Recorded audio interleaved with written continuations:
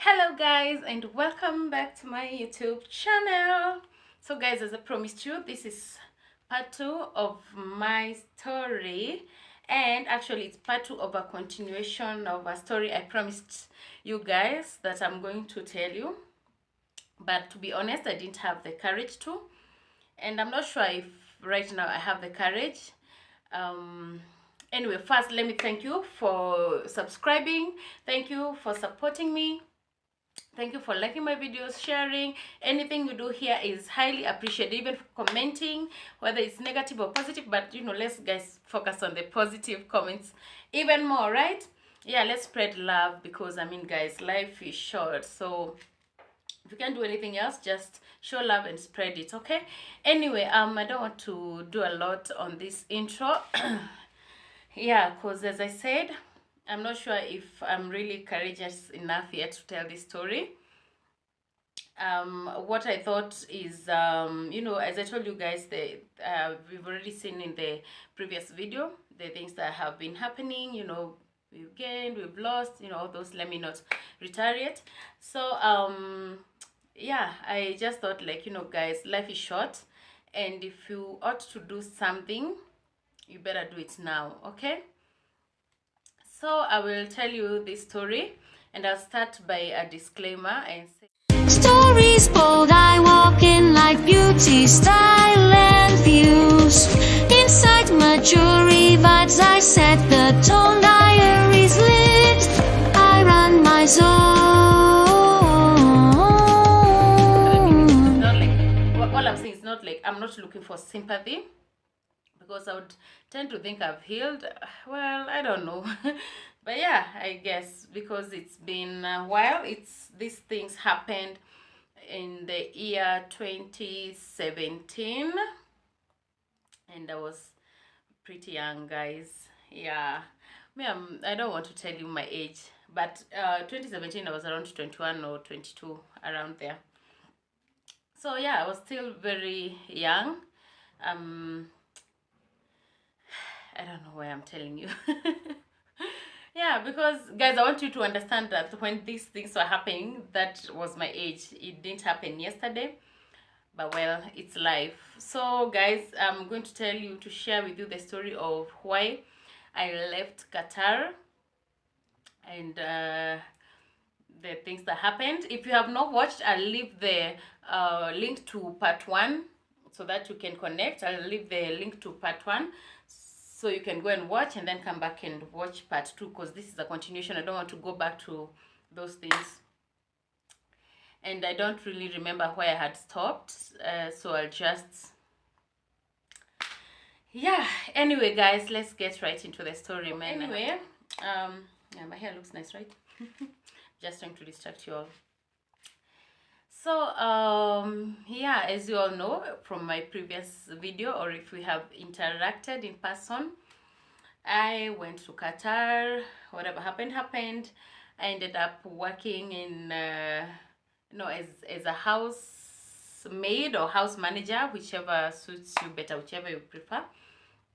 Let me just say house manager in respect to everybody else who is doing that type of job.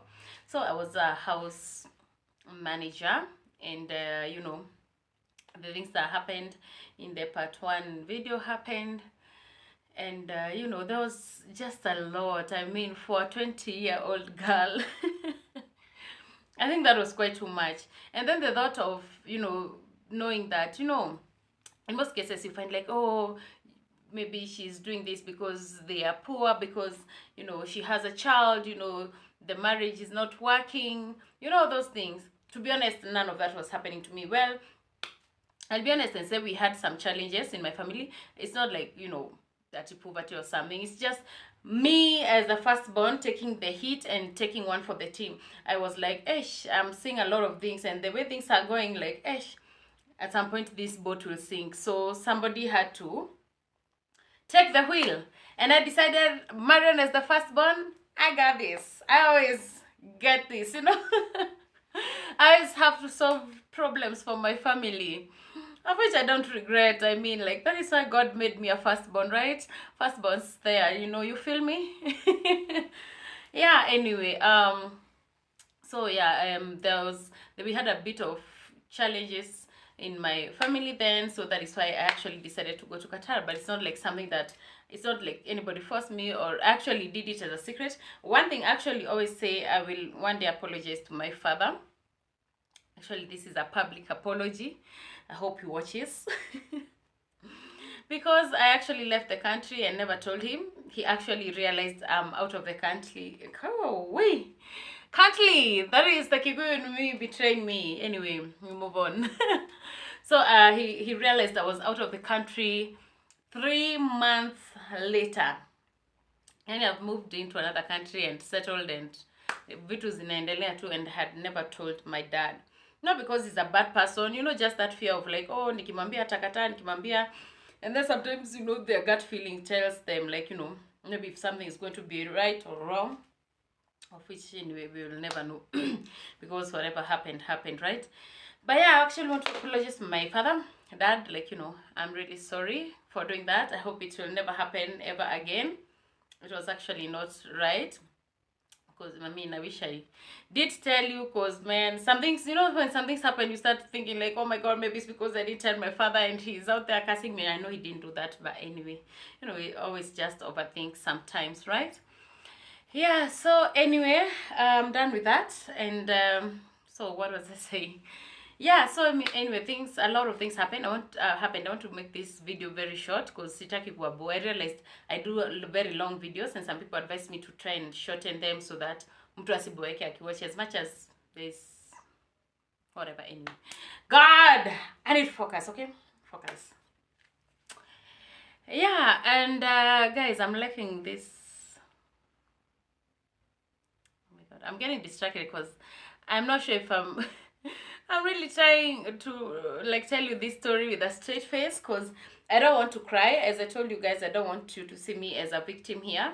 I want you to see me as a victor, right? You promised me that, right? And so what happened is, I will tell you about my last house. I don't know how many I told you about.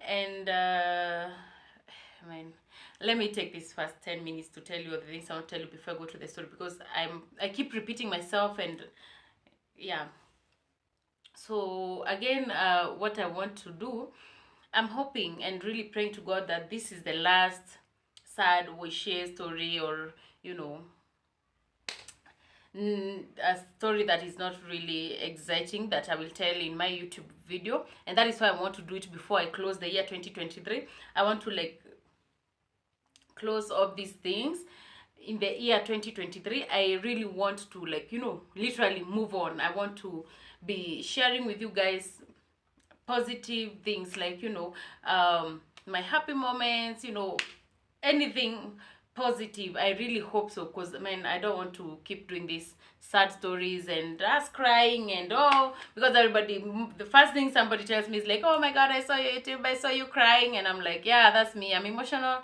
and yeah, it's my story anyway, so whatever. But anyway, I really hope this is the last sad story or negative thing I will talk about on my YouTube channel. I'm hoping that moving on, I'll have more positive stories, impactful stories. And yeah, so here goes nothing. So guys, I'm really hoping that I'm not going to cry, but as I told you guys, like, I get emotional, and that is why I'm beating around the bush, like I am never getting to this story. But anyway, the day is today. I always said, like, you know, this how many years later? 2017, 18, 19, 20, 21, 22, 23. It's about 6 years later, guys. Yeah, so yeah, we can all agree I need to let this out and let it go, okay? And since I already decided to be vulnerable with you guys, that is why I'm sharing this. So yeah, so I moved to this house. This was my last house, because during the time I was in Qatar, I moved about 8 houses.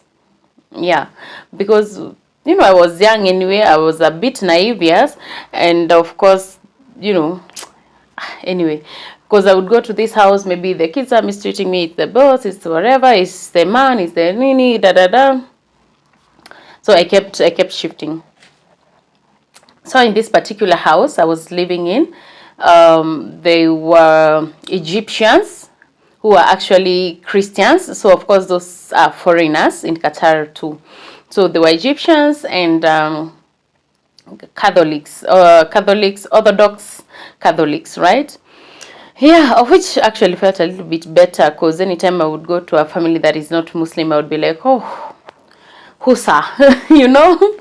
If you know, you know, like those people who have worked in the Gulf know, because there is a lot you miss from not working for a Muslim family.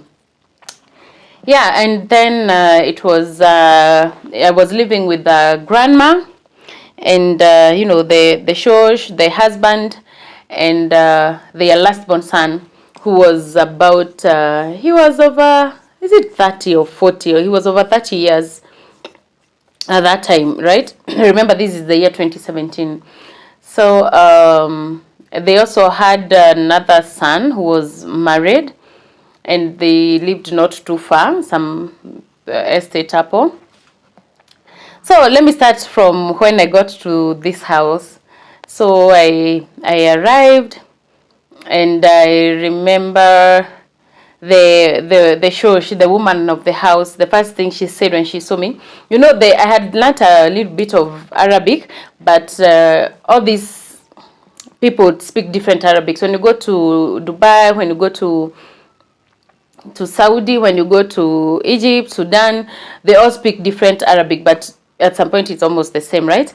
So I wouldn't get some words that she was saying.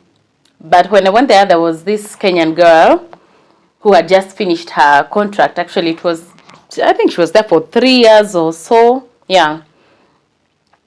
And the moment that I got there, the first thing that Shosh said is ask the agent, like, why did you bring me such a beautiful girl? I always tell you I don't want beautiful girls in my house. I'm not even flattering myself, I'm telling you the truth. I wish this girl who I found there could watch, and maybe she would tell if that was not the truth, because she had it. She's the one who actually translated it to me. She was like, you know, this show already has a problem with you because you're beautiful. And I was like, oh, how do you know that? She said, like, when we were standing outside there, that is what she was telling the agent. And she was saying, like, she doesn't want you because you're beautiful, and she doesn't like beautiful girls in her house. Okay, so now, of course, now you see I get there, and then, of course, the whole family is waiting for me. The married man with the wife, their last born, the grandpa, you know, now the man of the house. And so the first thing that hit me was like, oh, because the sons live here, and maybe he thinks maybe I will seduce them, or they will be interested in me, and she doesn't want that. Actually, that was what was in my head, and I was like, okay, makes sense, but you know, whatever. I'm here to work. And the way I was scared about the things that I was being told that happen to people if you dare have relationships with, you know, them, whoever, the husband or their kids, I wouldn't dare. That was the last thing that was on my mind. My mind was on the money, trust me. Yeah, and yeah, so I got there, and the girl, of course, was about to leave, so she oriented me. And so apparently these people were supposed to take my phone away from me. So this girl, the moment I checked in, she asked me, do you have a phone? And I told her, of course, yes, I had a smartphone. And she was like, so these people are going to take your phone away from you. So what you do, you're going to hide your phone. She showed me how to hide it. I wish I had Nini. You know the what are they called? You know, I'm used to calling them desk tissues, because you know this box for tissues or wipes or whatever you call them, or serviettes. You know the box, those boxes. So what happened? I opened that box, and I opened it on the side, and I put my phone. No, I did open. Yes, I opened it on the side. I opened it on the one side, and I put my phone in. No. Actually, I did not open it on the side, because they could have found out. I put it through that hole. So you see this hole where you pull out the tissues or the serviettes. That is where I put my phone through. I put it through there and made sure nimeficha huko ndani. I put it like in the middle, and then I covered it with the tissues and put them back the way they should be. You get it? Yeah, so she showed me how to do it, because that is how she had survived with her phone. Because not her phone, okay, get this. So what happened for her? Her phone was taken. So she bought kabambe, these two small phones, the button phones. We call them kabambe here, the katululu. So she sent the gardener. I think they had a good relationship. So she sent the gardener who bought her kabambe, the button phone, and that is where she had been hiding it all these 3 years since her phone was taken, right? So she told me, since I won't be able to get out with this phone of mine, the Katululu, what you do is you hide the smartphone here. If they ask you, of course, because they know that you have a phone. If they ask you if you have a phone, you show them this. You get it now? Yeah, she was actually a nice girl because yeah, she could have decided to do something else or even hide it somewhere, I don't know. But anyway, she knew they were doing that. You know, the check-up ya kuhia where the bag inatuanisha inageuzwa. Yeah, and it's the wife to that married man. Now the wife is the one who was doing that work, because I saw it happening, because of course she left when I was there. So yeah, that was actually a good deal, and I was like, hey, thank God, at least I'll still have my phone. So even if they take this away from me, I still have a way to communicate back home, or, you know, whatever, or at least even listen to some music or something, because that place can be crazy, yeah? So, yeah, so the lady left and I was left, and I started, you know, my work and blah, blah, blah. There was nothing much. So actually I was always scared, because my bedroom, I had actually a very nice bedroom, because that church was okay. She was fine. She was nice. They didn't like, I can't say I suffered or anything. The people who I was talking to can attest to this. I used to send them videos and pictures of even my bedroom. I had a bathroom to myself that had a bathtub and everything. And then now my bedroom, which had you know, which was nice. It had a closet and the bed, a big bed actually. It was a queen size or something, if I remember. So I was comfortable, that I can't lie about. And of course there was food. You see, again, there were no people there. It was just me, the grandma, the grandpa, and the son, who was a flying doctor anyway. By the way, that man used to give me stress, and I'm like, hey, young people live like this. Anytime I used to go and, you know, tidy his bedroom, I used to go through his passport. Yani, a passport has stamps like these. Passport has stamps for days, you know. And I'd be like, man, like, I wish this was my life. But anyway. Yeah, so no, I was telling you guys why I was always scared, because my bedroom was adjacent to his, like, it was right opposite his bedroom. So it's like my bedroom is on this side and his is on this side. And now my bathroom was actually immediate, so I would have to walk out of the bedroom, and then it was just the immediate. It was direct to the door to his bedroom. Oh my God. Yeah, so as I'm saying, the person that I was actually scared of is him, because I was always like, oh my God, what if I'm in the bathroom and he decides to come? What if I, you know, like, I walk out of the bathroom and my towel drops off and, you know. Anyway. But to be honest, like, that is the one person that I was always scared about. Like, I used to lock my bedroom, you know. I was always so scared. When I go to the bathroom, I lock it, because I always used to overthink. And I'm telling you guys, I used to go to that bathroom and I would soak myself. I would soak myself there and enjoy all the hot water. Oh my God. I think that is why God decided that my sisters are going to make me pay for what I was doing.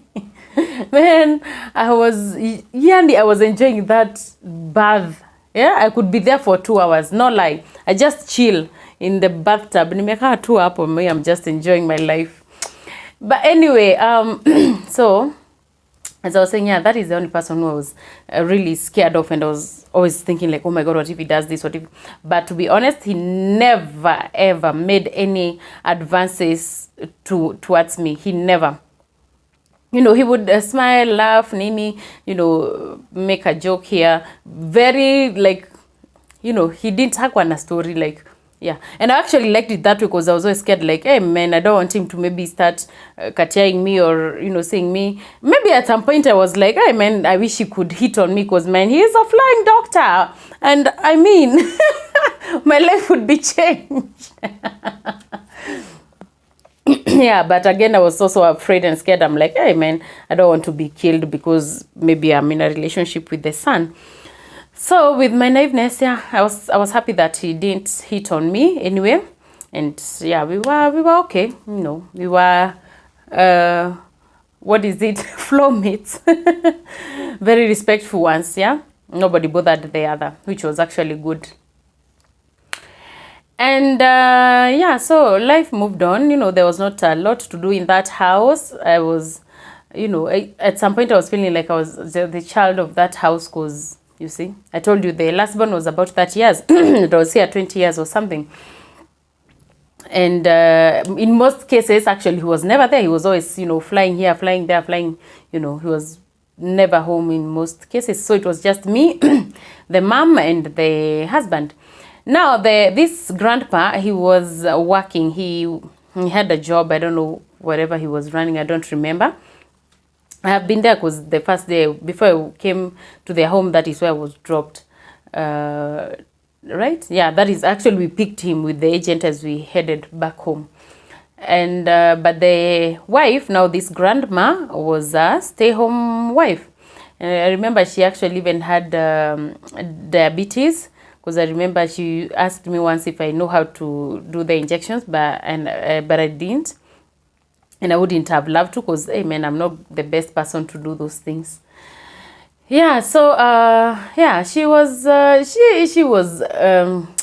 what do I say? Hey, she was not that loud, but alikuwa napiga kelele. She would argue for days. She was loud. She was, anyway. And and she always kept insisting, like, she doesn't want me in her house. She doesn't want me in her house. And I could hear now when I started learning a little bit of the Egyptians Arabic, I could understand when she's saying, like, oh, I told this agent I don't like beautiful women, and she still brought me one. So I don't want this one. Like, I need to get another one. Okay. And yeah, so anyway, we moved on. Like, you know, she's the one who used to to cook. All I would do is maybe help her prepare, of course, be with her in the kitchen. You know, she cooks as I clean and stuff like that. But she always used to do all the cooking. And of course, I used to get food. I almost said we, because the other family from the son's home, they used to come. So the housemaid also used to come. So we used to get good food. We used to eat the same food as theirs, as long as that is what you want. So what I'm trying to tell you guys is that I was not tortured, or, you know, of these crazy things you hear about people even eating leaves and eating whatever. No, I didn't go through that, to be honest. No, I didn't. Yeah, so what happened is, you know, this grandpa, okay. So this grandpa, he used to come around, and I remember this woman, I don't know what that city is called, the one that is usually outside and it has a swing. That is where she used to like to chill most of the times, most of the afternoons. So I'd be there ironing clothes, and then I'm ironing clothes, ground floor. And where I was ironing clothes was a room that was not directly, but it was very close to the let me call it master bedroom, to their bedroom, right? So, and then the exit to that ironing room, you go directly outside where that lady is swinging, right? So what I'm trying to say is there were very many ways where, like, that lady could have just walked in at any moment. But tell me why this man, he used to come there, ataanza kunishikashika and whatever. And then, you know, in my head, I'm like, oh my God, now what do I do? I can't scream. I can't tell the wife. I can't tell the son. Because I'm like, if I tell the wife, she'll probably think, this is what I've been doing. And maybe I even seduced him and now I'm dead.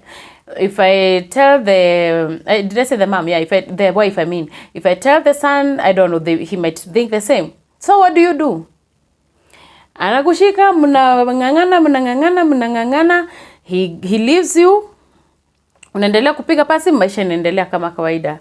You know, guys, you will never imagine, until you're in that position, you'll never imagine what that is. Yeah. And let me tell you one thing also I noted. In Qatar, not even in Qatar, in those Gulf countries, if you're working in a house where especially there is a man, and you realize there are no CCTVs, stay woke, man. Like, be very vigilant. Like, you know, let your antennas, let them stay like that, because, man, those men, in most houses that don't have CCTVs and they are men, just know there's something that is fishy. There's something that they are hiding. There's something that they don't want to be caught doing. Trust me. That I told you guys I moved to like 8 houses, and that is one thing I figured out. Even if let me say, even if maybe there is not a man, be very careful. Those people, they love CCTVs and cameras and watching you around and, you know, monitoring you and, you know, helicoptering you. So if they find there's no CCTV, be very careful. There's something that they're hiding. There's something that they don't want to be caught doing. I don't know about now, but that is one thing I noted. But anyway, moving on. So, yeah, that was my life. He would find me in the kitchen. Of course, the wife was always around. I'm not lying. The wife was always around. And he would come and, yeah, he starts, you know, shikaing me and everything. And, you know, of course, you try to fight him. And then you're like, oh, my God, like, I used to cry because I'm like, know what to do. Because if I allow him to just shika me there and then the wife comes in, like, I don't know what is going to happen. If I stop him and maybe go tell the wife or something or scream or something, who is going to help me? And nobody. So I used to just allow it. It happens. He goes, I continue with my work. So it happened that on this one day, I don't remember. I think the wife had gone to the son's house or something. I don't really remember where the wife was, but on that day she was not in. So, you know, as usual, this man, he would come with things like a drink or food, like you know me. I'm eating these tortillas. I don't know if you guys have seen them by KFC. I'm not sure about how they taste.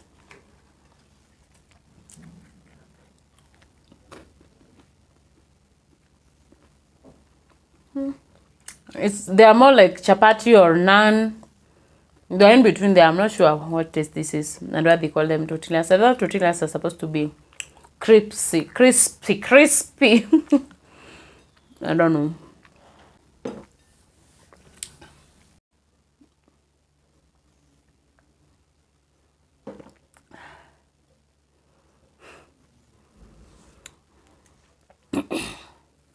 Yeah, so as I was telling you, yeah, so he used to come with drinks, you know, food. It could be even open, and of course, you know, as I told you guys, it's like I was the baby of that house, so anything he used to bring was for me, was for the child.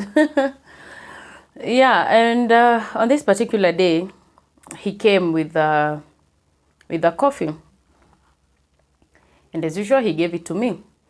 And of course, you know, I was panicking because I knew the wife is not around. And I made sure I am keeping all my businesses, like, you know, around the kitchen. I am not even going to iron. Like, you know, I'm just avoiding places where you could find me and finya me. You know what I'm saying? So I think the son had just traveled, so his bags were in some room uko chini. So he told me to pick those bags and take them. They were actually, where were they putting? Was it? I think they were putting them in. No, not in my room. There was another place they had. There was like a space they had created, or that was there, that was made for putting the luggages, the suitcases, and what have you. Yeah, their bags, their traveling bags. So it was actually next to my bedroom. So he told me to take them up. And now this time, you see, he brought me. He came with the coffee, which was open, and I didn't mind, but because I mean, he always brings stuff like that, right? So I went up. I went and took the bags and put them in the right places. And then I thought, like, hey, because I don't have anything else to do down there, let me sit here in my bedroom and chill for a while, or even have a nap. And then when the mama comes, I will go down, or rather maybe I'll wake up before then. So, you know, as I'm sitting here, I'm already feeling kidogo sleepy, because even for my head to tell me to even sit there and sleep, I was feeling kidogo sleepy and dizzy, right? So yeah, I went to my bedroom, and whatever happened next, guys, I cannot tell you, because I thought I was going to take a nap, but when I woke up, I realized something had happened, because I don't want to give you too much details, but I know you get what I'm saying. So when I woke up, like, you wake up and you're like, oh my God, like, what happened, and why did I sleep too much? You get it. And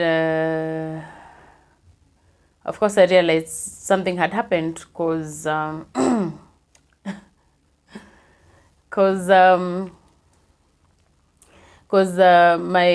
pants had been, like, not put up all the way up, like, properly. They were zimejikunja kunja kiplani.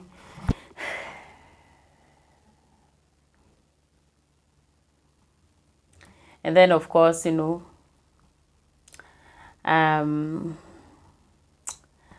I don't want to explain this, because I don't want it to trigger me. So yeah, anyway, what it is that man had his way with me. He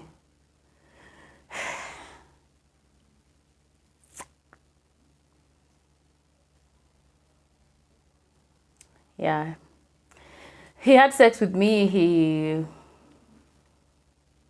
I don't know where to put it, if that is defiling or molesting, but that was it, because nothing was consensual, and I didn't even know when it happened, but I knew it had happened, because when I woke up, that is the first thing I realized. And then, of course, because of all this fear I had with him, like, that is the first thing I thought about. I was like, oh my God, what if, like, this time I was sleeping, he came in and, like, he did something, and I don't even know why I didn't lock my door, because I always feel like, oh my God, like, did I know that he was coming to do this? And, like, why didn't I lock my door? Because I don't know, man. I don't know. Like, at some point, I was really blaming myself, and I was feeling like, oh my God, I enabled this person, and now it has gotten to this point. And now what happens? So if he had sex with me, the next thing that happens, I'm pregnant. Because that is not like Kenya. You're not going to rush into a chemist and get P2. You're not going to, I was not on any family planning or something. So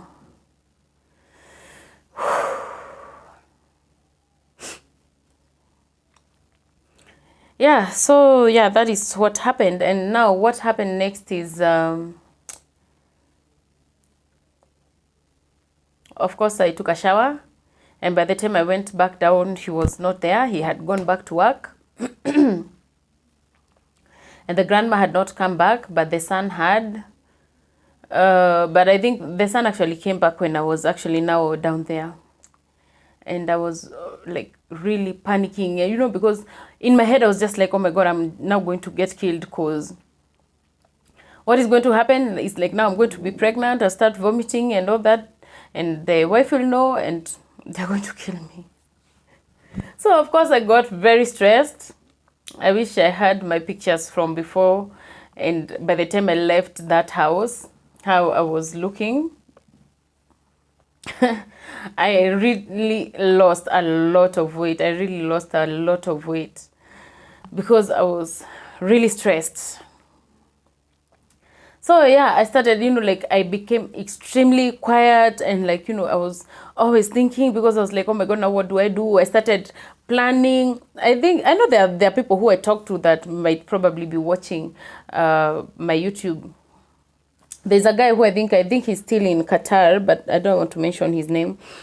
The first person I talked to, no, of course, number one, I told my boyfriend then. He was in Dubai. I told him what had happened, and of course I told him how scared I am, and I don't even know what to do. I don't know who to go to. So he advised me to try and get contact, because you see, guys, I told you I had my phone, I had hidden my phone. So he told me to try and see if I can get contact for the Qatar ambassador, and then maybe I can tell them what happened so that they can get me home or get me out of that house. And then there was now another guy who I told, and then he was like, because I was telling him I'm planning to run away and become a Kemboy, and he told me, like, if you become a Kemboy, now this is what he told me. I'm not saying that is what happens, please don't get this wrong, but he told me, like, if you become a Kemboy, that is just agreeing to become a prostitute. That is what he told me then. I don't know what happens, and I don't mean like that is what happens, okay? So he told me, if you run away, you're definitely going to become, if you become a Kimboy, you're going to become a prostitute. And unless you want that, then I advise you to, like, maybe try and look for better ways to leave that home. And then, of course, I told my sister, Betty, and I told her not to tell my mom, because, like, my heart was breaking, and I was like, oh my God, what will happen to her if she knows, like, oh my God, I allowed my daughter to go to a foreign country. I know this is what is happening to her. Like, I didn't want to really, like, I didn't want to break her heart, and I didn't want to get her scared. So I only told my sister, and I told her the things that I was thinking about, running away or trying to get an ambassador or something. But I told her not to tell my mom. But of course, what did she do? She told her, because she was also getting overwhelmed and scared, because I was telling her, like, I don't know if these people find out, and, like, I'm going to get killed, and I don't know. I can't wait for that to happen, guys. And yeah, oh guys, I don't want to cry. So what used to happen, like, I started thinking of killing myself. So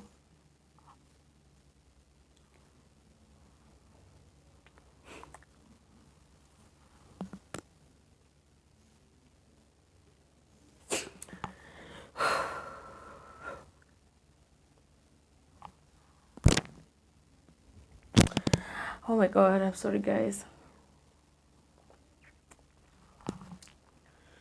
So yeah.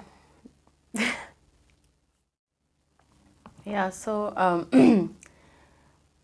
I started thinking of killing myself, because now all the things that I'm thinking about, I don't think, like, anything is going to work for me. And I think this happened around mid-November. Yeah, mid-November, right? So I started thinking about killing myself. So what I would do, I would go to the bathroom, fill the bathtub with water, and try to drown myself.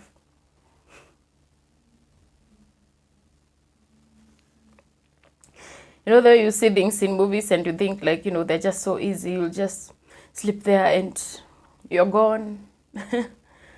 But it never happened. I mean, I never died. Like, I would sit there for a while, and then I'm like, oh my God, I can't breathe, and just, and just wake up. And I would try it like every other day. especially in the evening, because in the morning, like, you have to do like your quick shower and start, with the things you're doing. But I used to have a lot of time in the evening. At least these people are not like, of course they also don't sleep early, but by the time I used to get to my bedroom, I would have enough time to even be in the bathroom like for 2 hours and still sleep for enough time. So yeah, I've never, I don't think I ever told anybody about that part before, because it's embarrassing for people to know that you tried to kill yourself once. Yeah, so so yeah, as you can see, of course I didn't die, and I had to face it. So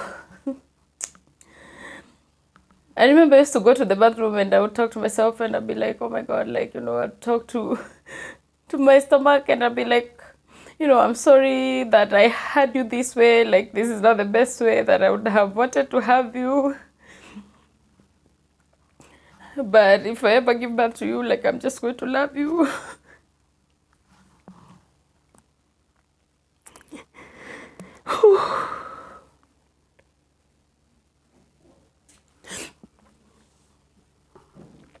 Because the only thing I would think about is, like, of course I would already imagine that I'm already pregnant.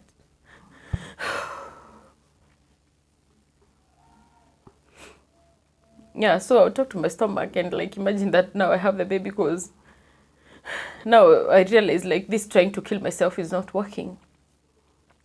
And I'm scared of blood, so I never thought about, like, slitting my my wrists or, something like that. So one day I would talk to myself like that and convince myself that I'll be fine, I'll be okay. Even if I have that baby, like, I'll be able to love them despite that it was sort of rape. And then the other day, like, I'm telling you, like, my emotions were all over. So the other day I would try to drown myself again. And all that didn't work. So because now I was getting really stressed, what happened one day, I actually fainted. Literally, like, I was seated, but I was dizzy, like, you just feel like nausea and everything. And now in my head I'm thinking, like, oh my God, this is a sense of pregnancy. Oh my God. Oh my God, guys, I'm sorry, I didn't want to cry, like, really. So forgive me. Yeah.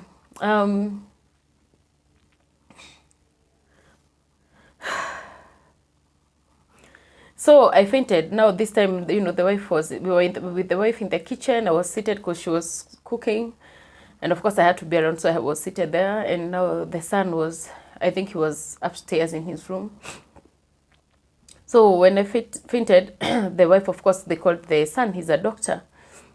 So he came, I don't know, I don't remember. He did some first aid, blah, blah, blah.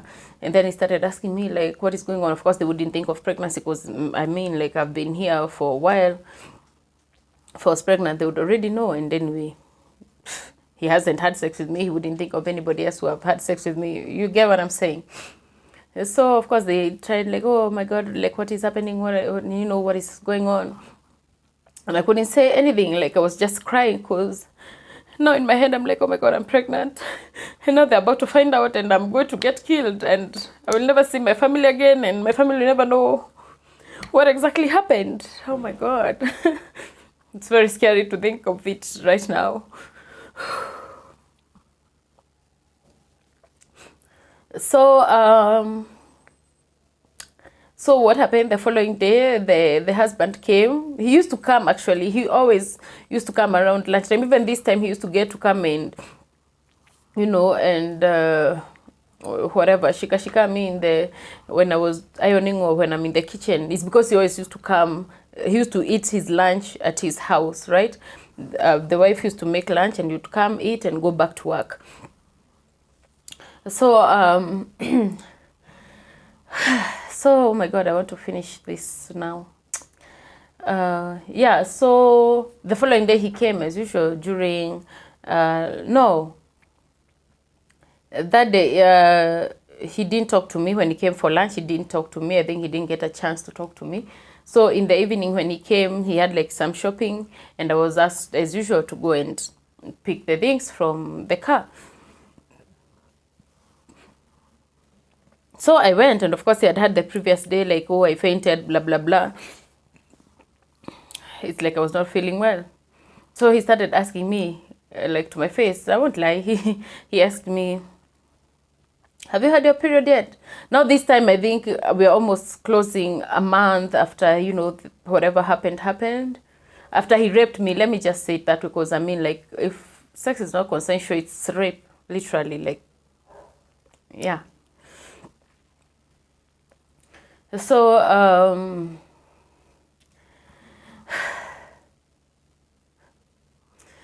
so yeah, he asked me, have you had your period yet? And I told him no. And he was like, well, how are you feeling? Like, are you still feeling nausea? Are you feeling blah, blah, blah? And I told him, no, because now I don't want to also let him think that I'm pregnant, because he might also as well kill me. Do you get it? So I'm like, okay, I have not had my period, but I think it's still coming. I think the time is not... You imagine, like, I'm having this type of conversation with a person who literally molested me. I'm having such a conversation with him because I'm scared and I don't know what will happen if I tell him, like, oh, maybe I'm thinking I'm pregnant. He might get me killed. He might tell the wife and they might kill me or put me in the fridge and I will never be found again. Do you know, like, guys, you know, these things you see in movies, like, having to live in the moment and think of them is like so scary. Like, oh my God. Whew. Anyway, yeah, so he asked me and I told him, like, no, but I think it's still coming. It's just not, the time is not, it's not there yet.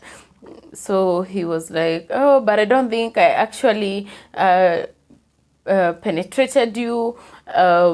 Everything I did was outside. And I'm like, you know, this is the time we realize, like, okay, so you know what you did. You are accepting it to my face. You knew you dragged me. So if anything, you would have denied it. I feel like I'm going to have a heart attack right now. Whew. Oh my God. Anyway.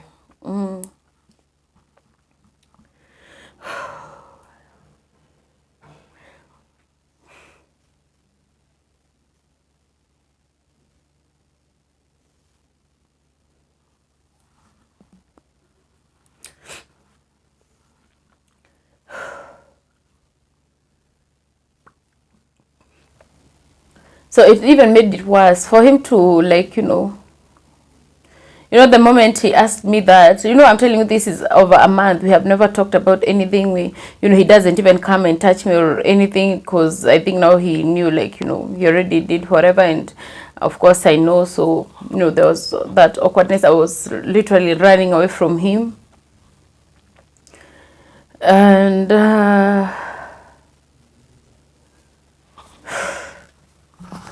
so yeah, so he asked me that question and I was like, oh my God, so you actually know what you did to me, and you are actually now asking me if I had my period. And I'm like, so what were you expecting? Yeah, anyway, I think it even made it worse for him to acknowledge that he actually did something to me, because all this time I was like, I know you did it, but he, we never had that conversation. I never confronted him. He never, I know you were getting me. I don't want to repeat myself. Yeah, so after he asked me the following day, that night I was unpacking things from his car, and he asked me that, and we had the conversation, and I even told him I have not gotten my periods, but I think it's coming. Because now I didn't even know. I think I had actually already missed it, but I didn't know what to say, because I'm like, if I tell you the truth, if I say, like, I think I missed it, or I may be pregnant, you might all kill me. And that is the only thing I was scared about. I don't care about having the pregnancy, but I just want to live. I mean to live, like, be alive, yeah? So, The following day, he brought me a pill. I don't know what it was, because I remember he used to bring it in a tissue, like it was always in a tissue, just one pill. And he gave it to me, and he told me to swallow it. And of course, what did I do? I swallowed it. I didn't even care if it's going to kill me, if it's going to make me crazy, because the only thing I was scared of is I might be pregnant, and this is not how I want my life to end, just because I got pregnant, and it's because I got raped. It's not like I had consensual sex with a person. So I took the pills, and anyway, so I took the pill, and he went on like that. He gave me that pill for like 7 days, and then he stopped. And of course, the whole of December, I missed my period, so I knew whatever it is or whatever it was, I'm already pregnant. But anyway, in January,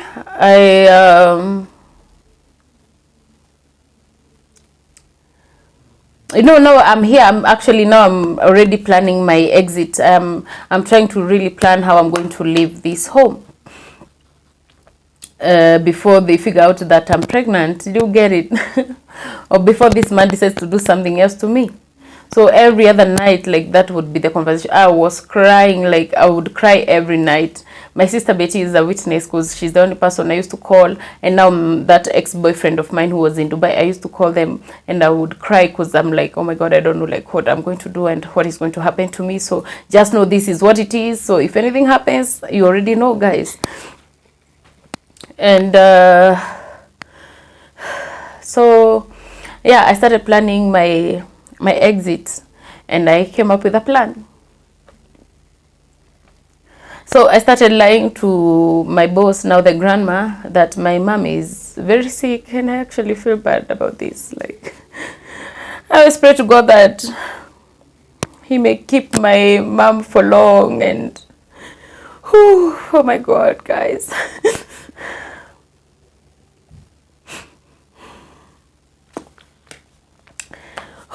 Oh God, I don't want to cry.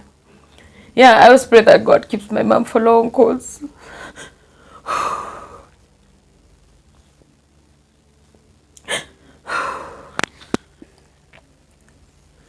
I actually lied to my boss that my mom has cancer, because now I was trying to get, like, to slowly prepare her that, if maybe I one time tell her, like, maybe my mom is too sick and now I need to go home. Actually, I didn't tell her she has cancer, but I used to tell her, like, she's very sick. And every time I would talk to my sister, I would lie that I talked to my mom, because I was always crying. So she'd be like, why are you always crying? Why are you always crying? And I'd be like, oh, because now I used to make phone calls using my sisters, all these other people used to communicate them through WhatsApp, because I didn't have a line or something, like the Qatar line.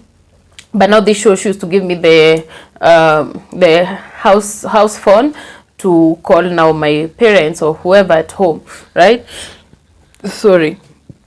So when I used to call, like, I used to call my sister more, and I used to cry. Or even if I said hi to my mom, like, or just, I never told her anything, I would just cry. Like, after the phone call, I would just cry, because, like, you just hear the voice and you're like, oh my God, I might never see you again.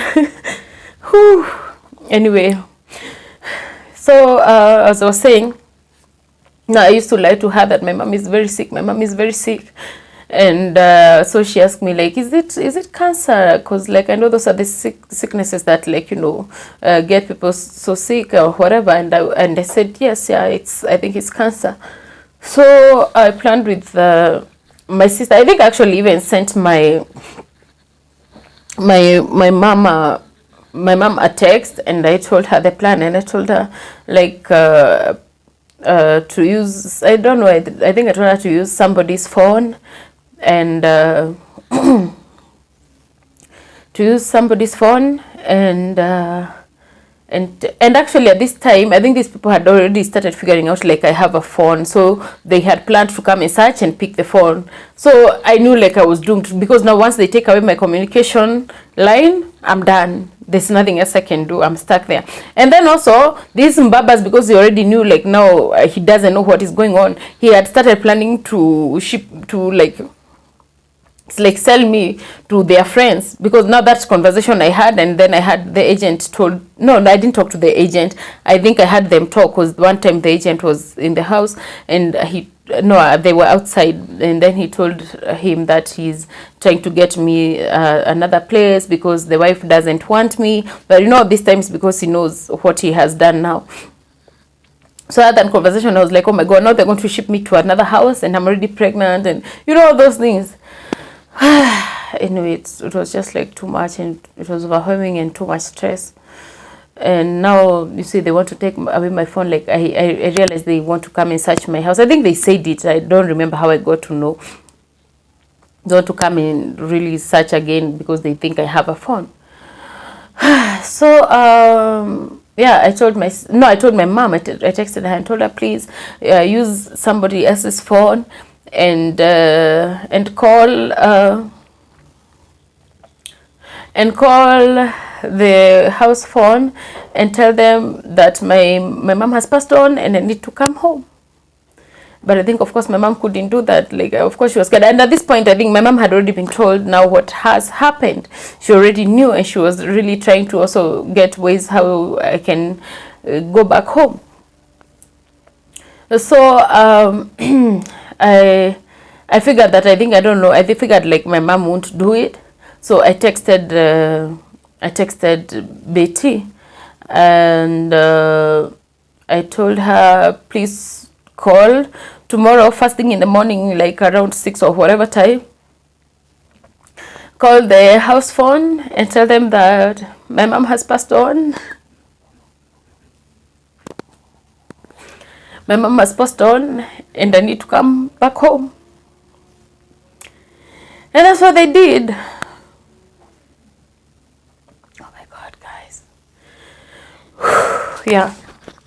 So they called the following morning with the husband, and I always thank them. Like, I think they saved my life, because I don't know what could have happened. But like, guys, to be honest, that was now already in January and time was going. But and I actually had my period, so now again I know that I'm not pregnant, but now I also don't want to be in the house anymore. I don't want to be in the house anymore, because like now I'm totally scared, I'm freaked out, and I'm too stressed and overwhelmed. So my sister called with the husband, and they told them like I need to go back home and threaten them, and like, oh, I'm the first, no, whatever.